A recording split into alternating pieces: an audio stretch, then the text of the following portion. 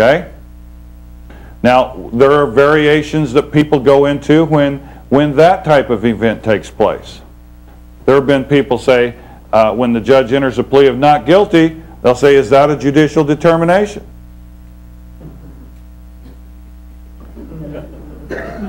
Are you determining I'm not guilty? Okay? I mean, that has happened.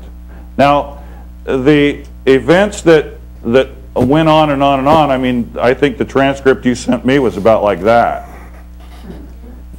And it just went on and on and on. I was appalled on the day of trial when they were picking a jury, and the most important thing they were going to decide that day was what the jurors were going to eat for lunch. That was appalling to me. I just can't imagine a judge saying that. But I understand the psychology because he needs them on his side.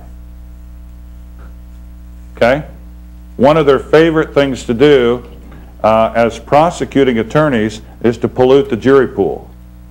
And the way they do that is before a big high-profile case, about 2 weeks before it, they'll blast the news media. You need to put this out. This is what's going on. This guy, this guy, this guy, blah, blah, blah, blah, blah. And now the jury pool's polluted. They have all kinds of psychological things that they do. Think about the question, do you understand, don't you understand the English language? That's an insult to your intelligence, isn't it? They're coming on to you in such a way that says, well, look, now, are you going to tell me, you're going to stand there and tell me that you're stupid? That you don't understand what I'm saying to you? We all know by common sense that you understand every word I'm saying, don't we? Well, we do, don't we?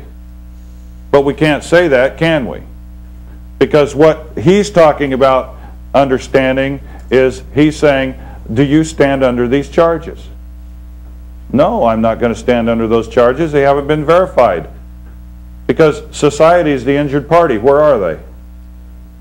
This Magistrate Schultz guy doesn't exist.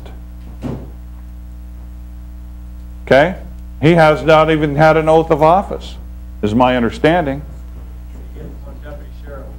He what? He was deputy sheriff. He was a deputy sheriff? Working out a probation officer. Yeah. Now you all saw how big Dan was. Can you imagine him beating deputy sheriff? Huh? Let alone, wasn't there 2 or 3 of them there? Just one at the arrest. There was 10 when I got to the jail. Yeah, but there's just one came to your house? Oh.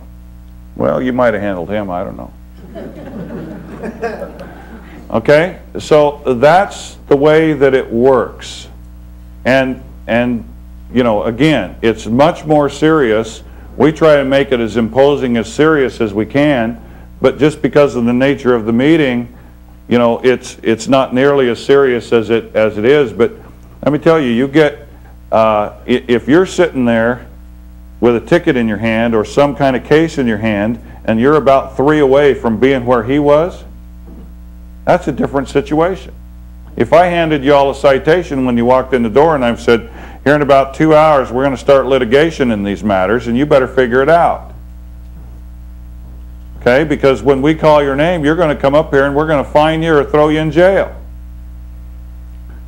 We're going to put you downstairs with about 6 feet from the food and keep you there all day, and you're not going to be able to eat. Or some such function. Okay? So those are the type of things that you got to realize when you're going in there. I'd encourage everybody to just go and spend a day or two from time to time in a courtroom and watch what happens. Get a feel for it. Yes? If you volunteer your name, do they assume it's all caps?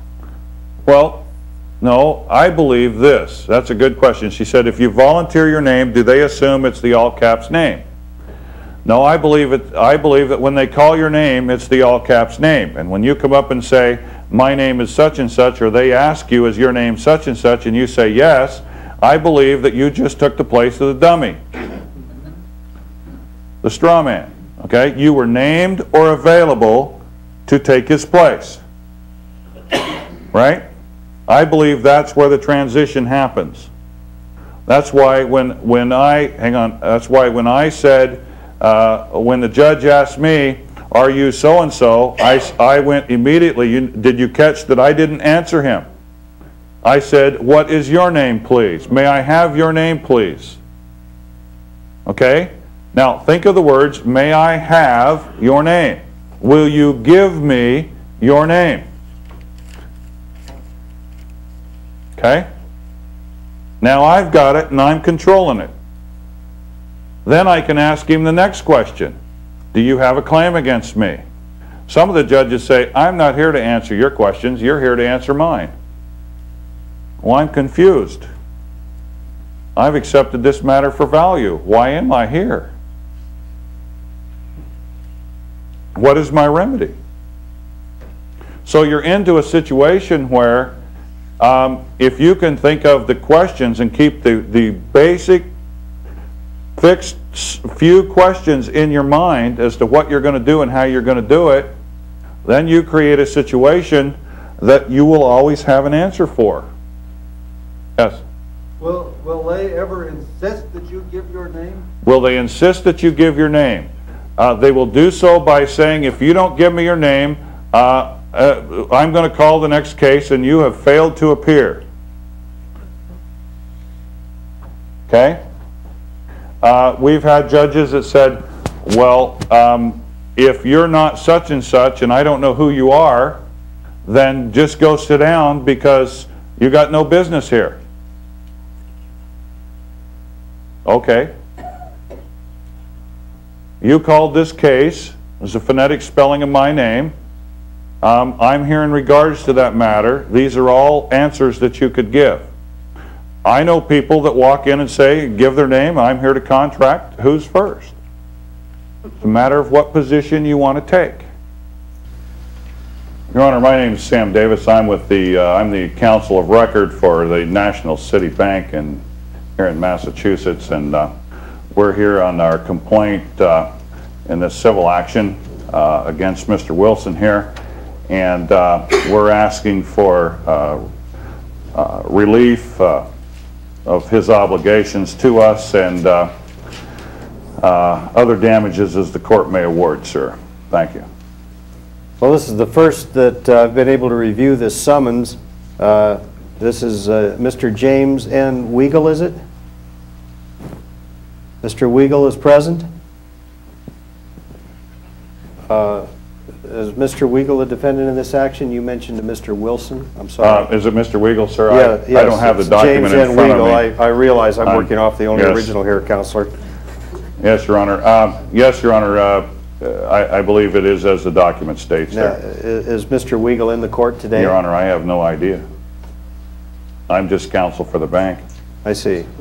Well, this is a summons requesting that Mr. James N. Weigel, spelled upper and lower case, James N. Weigel, appear in this court to answer in civil action number 0169 CV 0084. Is Mr. James N. Weigel available in the court? No, Your Honor, but I am here. And who are you, sir? May I have your name? No, sir. May I have your name? Well, the court has to know who's addressing it. What is your name, sir? Who are you, sir? What is your name, sir? I asked you first. If you'd please respond. Do you have a name, sir?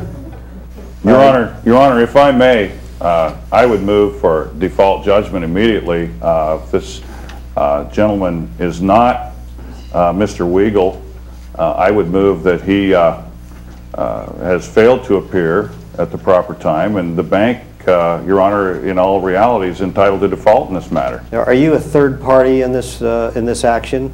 May I have your name, sir? Are you James N. Weigel, is on this complaint? Again, sir, may I have your name? Sir, I don't know your name, and since you're not a party to this action, I'd ask that you be seated out there on the other side of the bar, and that you refrain from disturbing this court any further. Now, Counselor, Yes, Your Honor, I would again move immediately for default in this matter and request that you grant judgment to the bank immediately. may I have that motion in writing? Yes, sir. I'll And will you prepare that for you along with an order. You'll complete the order. Will Yes, that be sir. available today? Yes, sir. Very well. I will sign the order as soon as you present it to Thank the you, Your court. Honor. I appreciate that.